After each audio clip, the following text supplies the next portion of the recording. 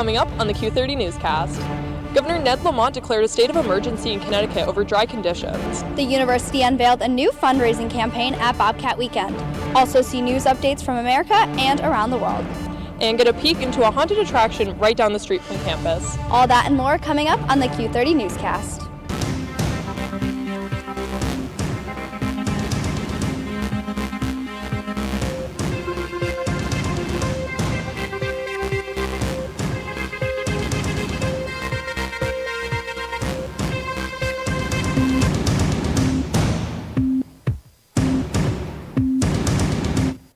Hello and welcome to the Q30 Newscast. I'm Evangeline Crossley. And I'm Miranda Patorti. We have a lot to cover tonight, so let's get right into it. Last week, Governor Ned Lamont declared a state of emergency throughout Connecticut. Live with what to expect from Hamden, here's Q30's Sydney Weimer. Connecticut has recent brush fires across the state. We heard emergency due to the critical action about the matter. Reporting live. This week on campus is course registration week for spring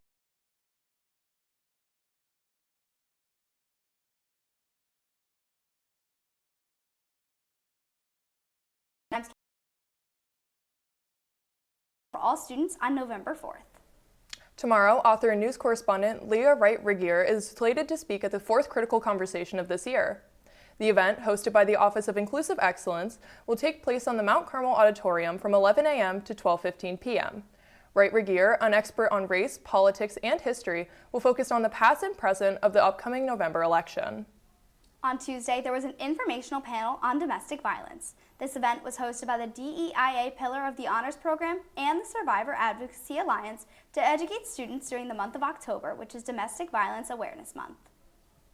A lot of programs have been struggling in the past, particularly from like 2010 to now, with employing and applying a lot of these topics, because when we discuss the resources that are available, how to ask questions in a mindful way that doesn't label or antagonize the victim.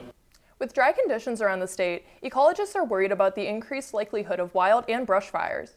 As we heard earlier from Sydney Weimer, Connecticut is currently in a state of emergency due to these conditions. Sydney Weimer has more details on how this could impact the state and the Quinnipiac community. Sydney? For the past week and a half, Connecticut has been devastated by ongoing wildfires across the state, causing both officials and residents to take extra precautions. October 21st marked the first fire to take place within the state, believed to have been caused by a combination of historic drought, the fall dry weather, as well as human negligence. The president of Students for Environmental Action at Quinnipiac gave more insight to the matter. When it comes to the wildfire in Connecticut, I believe they actually determined direct source. And there's a nearby trail that was hiked fairly commonly by hikers, and there was embers from a little campfire that was left there.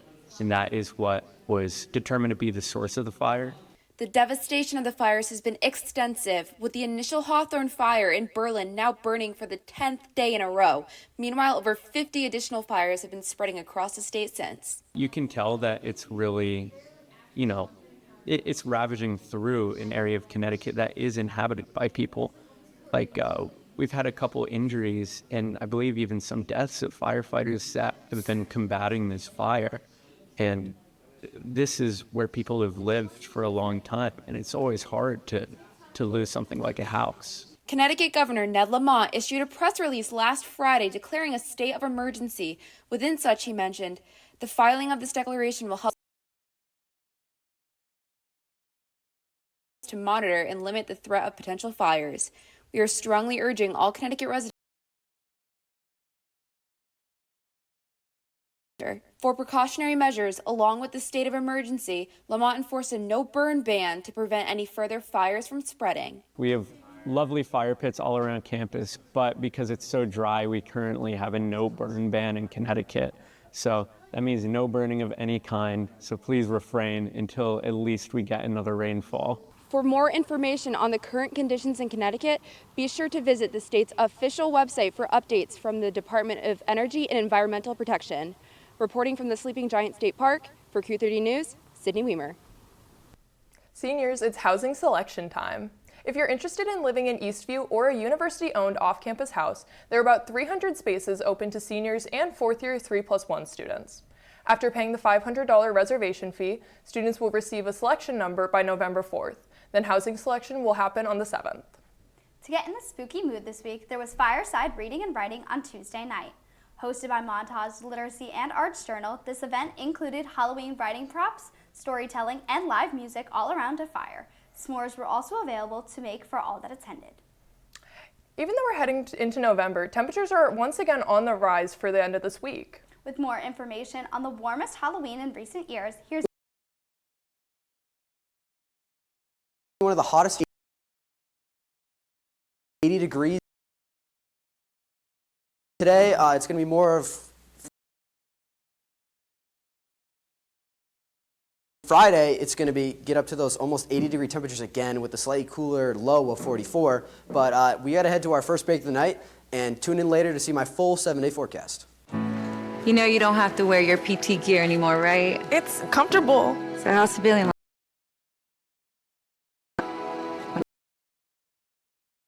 Was anything wrong because I felt like a failure. And then I realized, there's nothing to be ashamed of. So I started talking to someone. Maybe you are fine, but if you're not, it's okay. Thank you. If you or a veteran you know needs support, don't wait. Reach out. Find resources at va.gov/reach. My name's Stacy, I'm 57, and I was adopted in 2020. One teen can come in and make you look at life in a whole different way. You know, he's my father.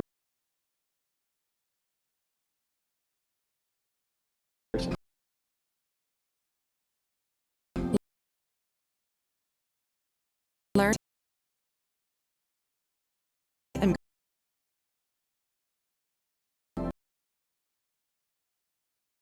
I said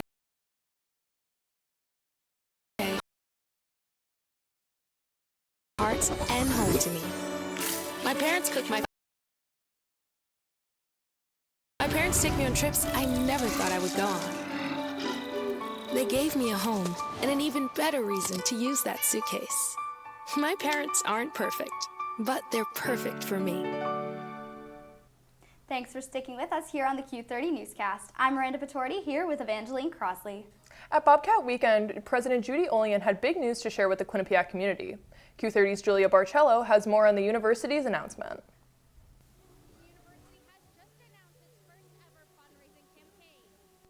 For the Ambitious, a campaign for the next century was launched Saturday afternoon in a speech given by University President Judy Olian at a Bobcat Weekend event. This afternoon, I am asking each of you to join us as we continue to build our future with the support, assistance, engagement, energy of all of you.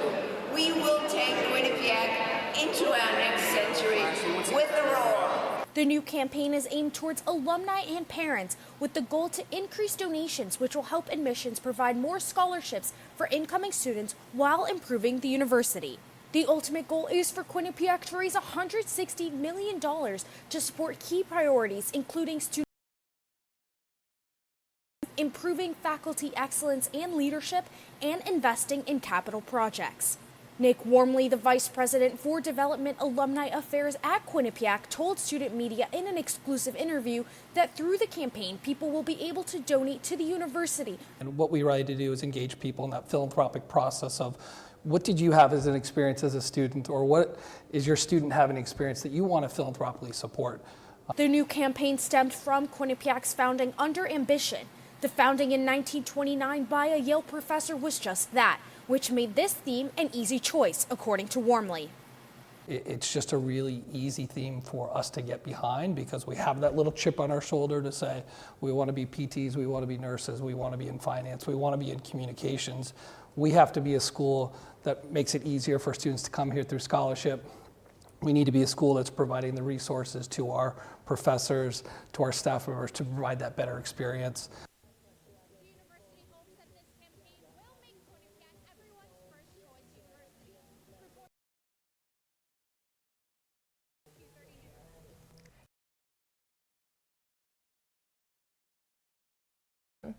The poll found that in the swing state Pennsylvania, former President Trump is leading 47% and Vice President Harris is just behind at 46%. The race is becoming very close as expected. With less than a week to go until the 2024 presidential election, the political atmosphere is continuing to ramp up. With more on what's... Thanks, guys.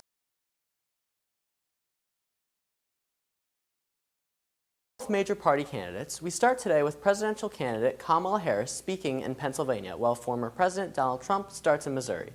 The candidates are set to cross paths. In voter statistics, nearly 850,000 people have casted their ballots in Louisiana, which is a record for early voting in the state. 54 million mail-in and early person votes casted, with 41% being registered Democrats, 40% being registered Republicans, and 19% in other parties. Moving on down to Texas, Democrats are hoping to unseat current Texas Senator Ted Cruz in order to gain control of the state. Cruz is up against Congressman Colin Allred, who is a former NFL player and was part of the Obama administration. Texas has proved for many years to be a vital state and the election for Republican voters. The last Democratic president to win the state was Jimmy Carter in 1976. Despite this, public view of Cruz has gone down due to multiple controversies surrounding his name.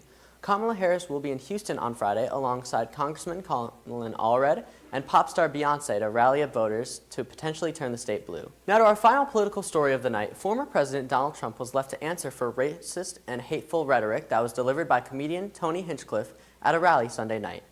Hinchcliffe took the towards the Hispanic community, including calling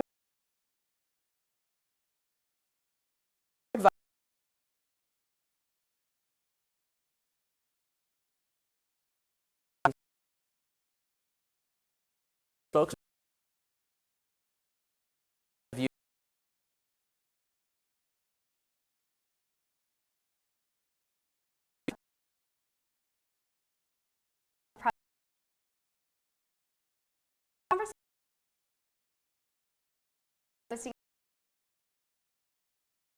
November.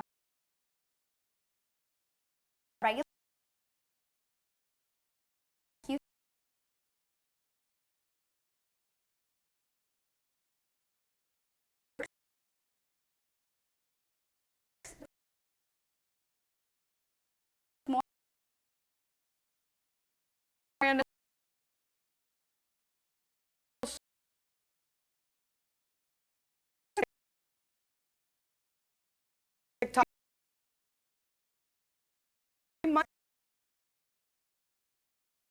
and withdraw the funds before the Morgan Chase quickly clarified that these actions were a form of check fraud. According to Fox Business, the company filed at least 4 lawsuits on Monday against individuals and companies that allegedly withdrew a combined $600,000. The company is seeking the return of these stolen funds, along with interest, overdraft, and lawyer fees, and in some cases, punitive damages. Moving over to tomorrow's holiday, let's take a look at how much people are spending for Halloween this year. A new record has been set in the United States for how much people are spending on costumes, candy, decor, and everything else that goes into celebrating this holiday. According to the National Retail Federation's annual survey, consumers are expected to spend $12.2 billion on the occasion. The previous highest Halloween spending record was $9.1 billion in 2017, but according to surveys, in 2024, consumers are expecting to exceed that, spending an average of $108 per person. Costumes are expected to generate the most revenue this Halloween, with an estimated $4.1 billion in sales. This is followed by decorations with an estimated $3.9 billion and candy with an estimated $3.6 billion. This year's estimate could be higher than others due to inflation and shortages of the product. Earlier this year, the Wall Street Journal reported that sugar prices increased due to its highest year since 2012 due to bad weather that hit some of the United States' major importers. Now, that's all I have for finance this week, but ladies, I'm curious, what are you being for Halloween this year? Thanks, Ashley. Now, you know those 2 old guys from the Muppets? Oh, absolutely. Yeah, Statler and Waldorf. I stick with the Disney theme a little bit, going a little bit more classic though. Gotta go with the princess, going with Rapunzel this year though. Cute. At this time, we have to take a short break, but when we come back, we'll have both national and international news. We'll also have tips on how to avoid an infection making an appearance across the U.S.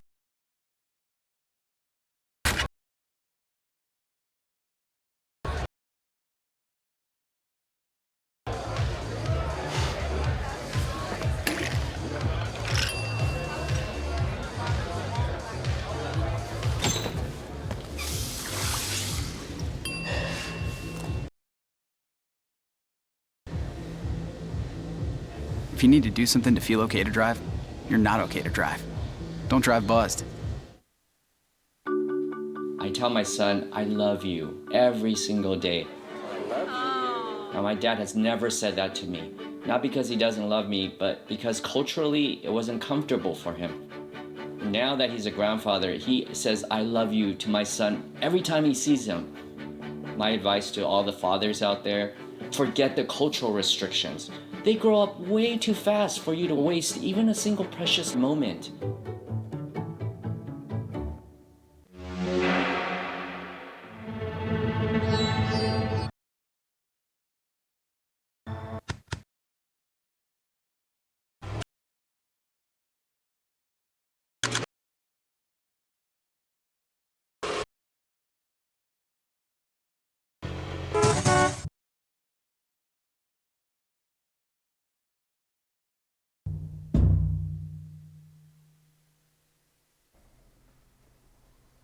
Hello and welcome back to the Q30 Newscast. I'm Evangeline Crossley and this is Miranda Patorti. Now, as we saw in Andrew's 3-day forecast, it's going to be pretty warmer to round out this week. Now, I've got the question everyone wants the answer to. Andrew, is it ever going to feel like fall? You know, Miranda, you might just get your wish. As I already talked about the forecast for Wednesday, Thursday, and Friday, but now moving to Saturday, we're going to see more cool fall temperatures, high of 57, low of 36 for Saturday. Sunday, it's going to be about the same with a high of 59 and a low of 42. On Monday and Tuesday, we are going to see some showers, but the temperature is going to remain, about the same. Now, moving to the map, it's going to be pretty hot everywhere tomorrow, especially more in Hartford. So if you're trick-or-treating, I suggest you bring some water because it is going to be pretty hot. However,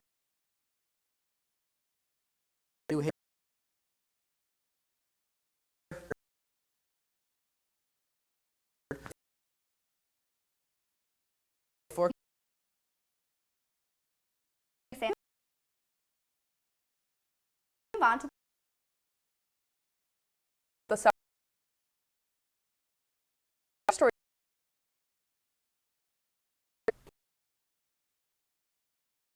So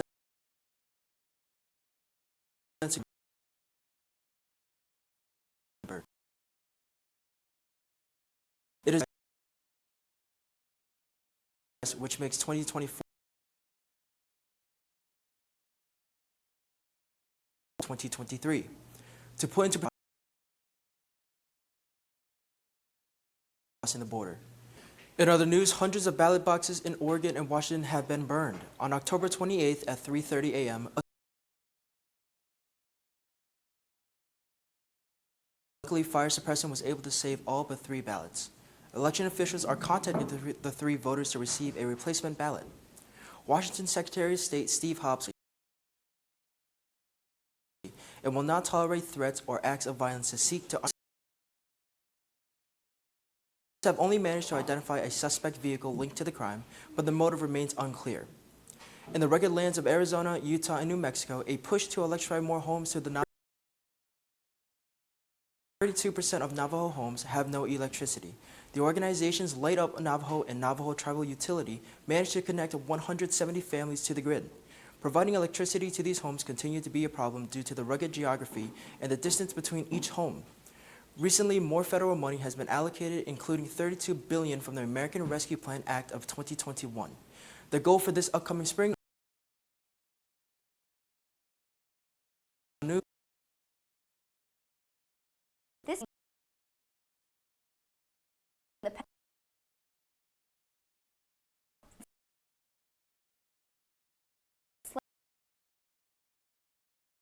likely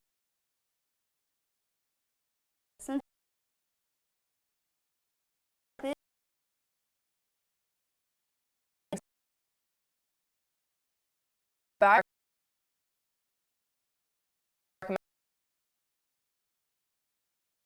Symptoms of E. coli include diarrhea, stomach cramps, and vomiting. If these symptoms don't clear up after a week, contact a doctor. Evangeline, we've seen a lot of news from around the country, especially concerning politics. Yeah, but now I want to see what's going on outside of our nation. With more updates on international news, here's Jack Bergman.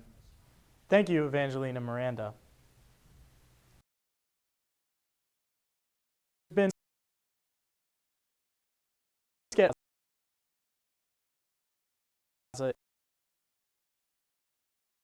last Sunday killed several people sheltered at the Asma School west of Gaza City.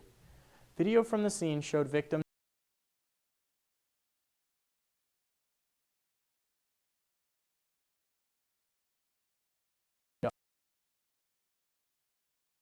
for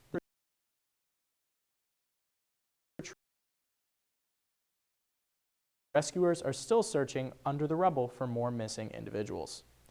Now looking at news out of Western Europe, a manhunt is underway in northern Austria after a hunter fatally shot 2 people, including an Austrian mayor, later fleeing the scene.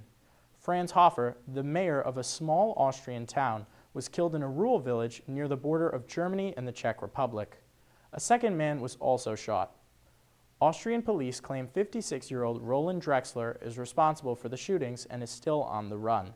Police later added that a debate over hunting rights appeared to have sparked the incident. Finally, moving to North America, on Saturday, a bus crashed in Mexico's central state of Zacatecas. 19 people were killed and 6 others were injured in the highway crash. It occurred during the early morning when the bus collided with the back of a tractor trailer.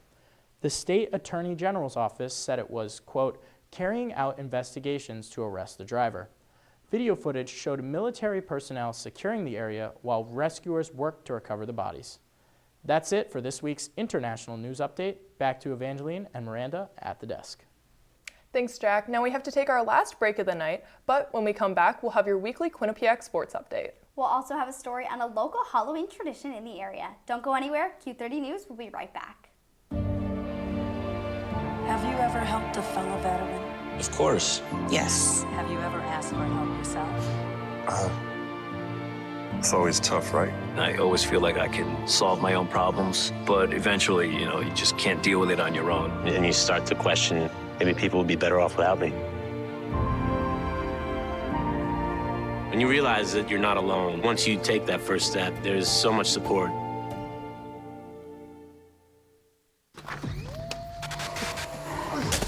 Multiple studies have shown that marijuana can slow both driver reaction and response time, which can be really dangerous.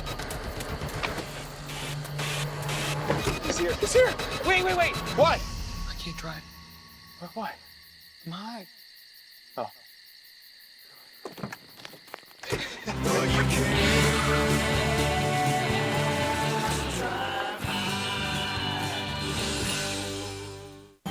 Meet the scan. A simple procedure whose mission is to detect lung cancer early.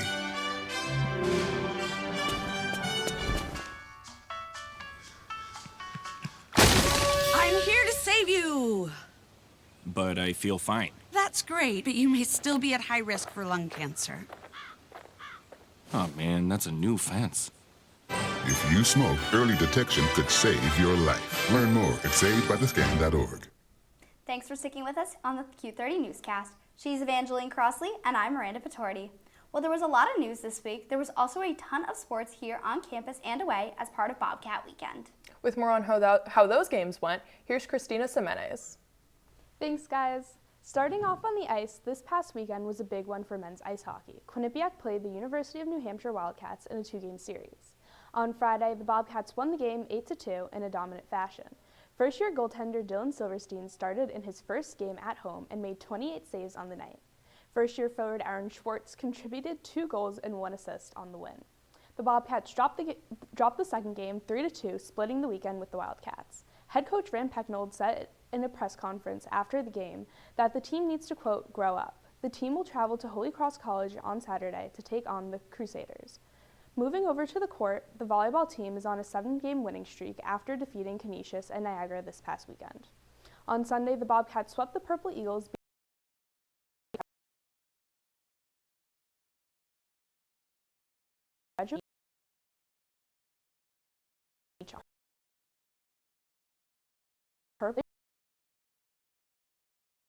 today and continued their winning streak, defeating them in straight sets. Moving on to field hockey, the team hosted the Sacred Heart Pioneers on Sunday for their last home game of the season. The Bobcats lost 2-1, which extended their losing streak to 11. Sophomore Katie Shanahan opened up scoring for the Bobcats in the second period off a penalty corner opportunity. But Quinnipiac could not hold the lead as the Pioneers scored twice in the fourth period to win the game. The team will head to Philadelphia on Friday to play Temple in their last game of the season. That's it for Quinnipiac Sports this week. Back to Miranda and Evangeline at the desk. Thanks, Christina. Now, it's spooky season, and one house on Whitney Ave is handing out scares for a good cause. With more on this annual Hampden Halloween tradition, here's Q30's Emily Katz. Right now I'm at 1801 Whitney Avenue, home of the Hampden Arachnophobia Haunted Attraction. Right down the street from the Quinnipiac campus, Eric Anderson's beloved annual haunted house event is back for its 8th Halloween season. Over the years, 1801 Whitney Avenue has hosted a unique trick-or-treating experience featuring a one-of-a-kind haunted house for local residents of the community. The attraction now draws thousands each year, but despite its popularity, Anderson is committed to never charging entry. It's just like going to any other house, and why charge for something like that when nobody else does? Instead, Anderson wanted to find a cause to support that was in need of attention. Big Brothers Big Sisters is off the radar. The kids are coming here. Halloween is for the children. Why not combine it? The Big Brothers Big Sisters cause is a nonprofit.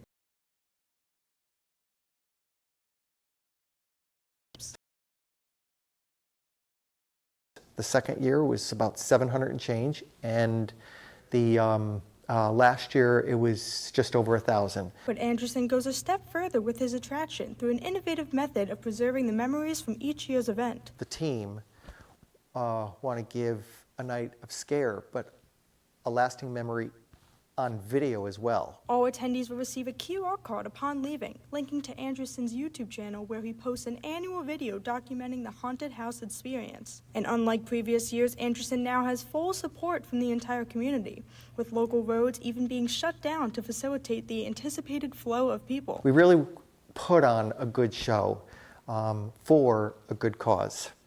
And with this community support, Anderson is committed to making this year's experience just as successful as in previous years. The Hampden Arachnophobia Attraction is a one-night-only event. Doors open at 6 p.m. This is an event you will not want to miss. Reporting from Whitney Ave, for Q30 News, I'm Emily Katz. Well, that looks really fun. Evangeline, do you have any plans this year for Halloween? Unfortunately, I have registration at 6:30 a.m. tomorrow morning, so I don't think I'm going to be doing anything tomorrow night, but some friends and I are probably going to get together and watch some spooky movies over the weekend, that kind of stuff. What are you thinking? I totally agree. I don't think tomorrow night's going to be the night. I have to get up early Friday because I'm a freshman, so first year registration's on Friday morning really early, but definitely agree. I'm not really a scary movie kind of person, so maybe more of the classic like Hocus Pocus type movies. No, I have to ask, favorite Halloween candy? Oh, I gotta go Reese's. It's a controversial one sometimes, but it's not the only controversial opinion I have. I think that Christmas season should start on Friday, November 1st, but with the temperatures being this high, I don't know if I can justify that this year. So we're just skipping Thanksgiving entirely? It's part of the Christmas season. Okay. I just added Interesting theory. But I mean, it's 80 degrees. How can you even get in the mood for like Christmas music and stuff? Yeah, I don't even know if Christmas trees are growing. Yeah. All right. Got a favorite Halloween candy as well? Definitely Kit Kats. I like the crunch, That's the chocolate's good. Yeah. Absolutely. Well, that's all the time we have tonight on the Q30 Newscast. For live updates and all things Quinnipiac News, follow us on Instagram at Q30 Television and on X at Q30 News. Thank you to all the producers and everyone working hard behind the scenes. For them, myself, and Miranda, have a good night, Bobcats.